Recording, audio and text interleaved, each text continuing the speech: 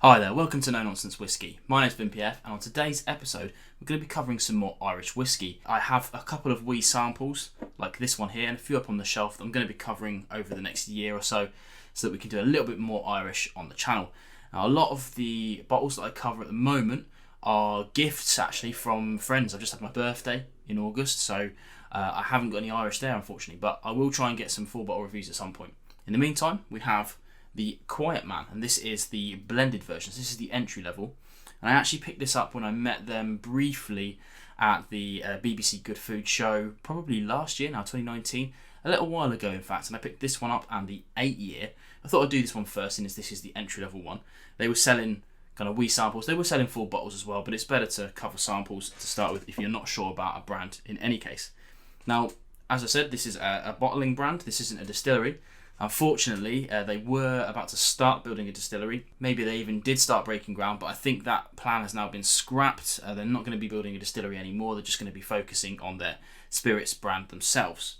As I also mentioned earlier, they've got this, the blended. They've got an 8-year-old. They've got a 12-year-old version and a couple of little fancy ones as well. But the real two main ones are the blended and the 8-year-old single malt. That's a very good distinction to make. Now, this one comes in at about £30 in the UK. It might be a little bit more further afield. It's a relatively small brand, so you might not be able to find this all around the world. But I think it's definitely an interesting one. It's classic kind of Irish whiskey, triple distilled, that sort of thing. We don't know what the blend is in this, but one thing we do know is that it's ex-bourbon cask matured. That's one we do know. Something I picked up on their website as well is that it's 20% single malt in there as well, which is, not to be sniffed at all, but we'll get into it and see what we've got. Now, eagle-eyed people may know, I now have No Nonsense Whisky glasses. In fact, they do come as a pair. There's two. There's one with the standard logo and one with the hand.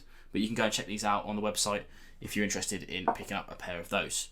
I think they're pretty good, even if I do say so myself. On the nose then.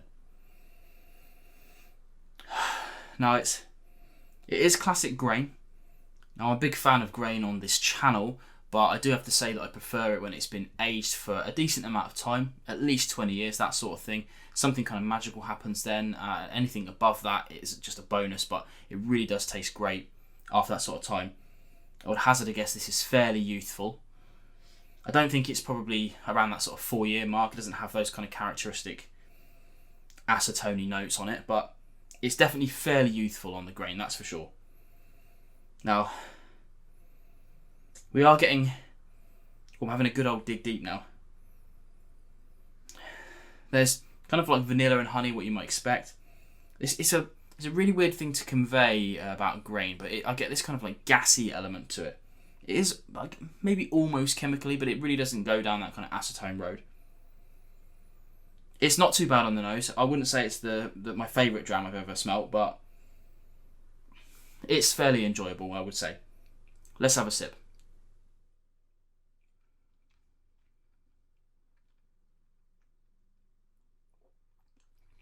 Okay.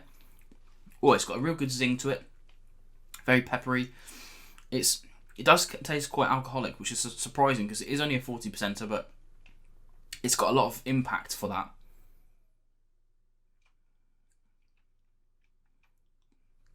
Yeah, very peppery. More of those vanillas, more honeys. The kind of finish does keep going on for quite a while, to be honest. It's kind of medium to long-ish. But I have to say, it's a tasty dram for sure, and it's well valued. So if you're interested in kind of quirky Irish whiskey, then this might be something to go for. But I don't think this is elevated anything more than just a daily sipper. I wouldn't give this to somebody to wow them. I wouldn't give this to somebody to convert them to Irish whiskey. But as a relatively cheap bottle, I think it's perfectly fine to be on your cabinet and to just tap into whenever you fancy a dram, but don't really want to reach to the kind of really expensive stuff that you want to save for special occasions, that sort of thing. But I have to say, I think that's what it's designed to be. It's fitting its bill kind of perfectly. You can't really sniff at that too much. So I have to say, if that's what you're after, if you're after a kind of casual daily sipper and you find it for a good price in your area, I don't think you're going to be too disappointed with this. But we will check out the 8-year-old single malt, maybe in a couple of weeks' time, maybe a bit longer. We'll see how it fits in. But hopefully that's a little bit more up my alley at least. I think that's fair to say. Pretty much sits in the okay category for me.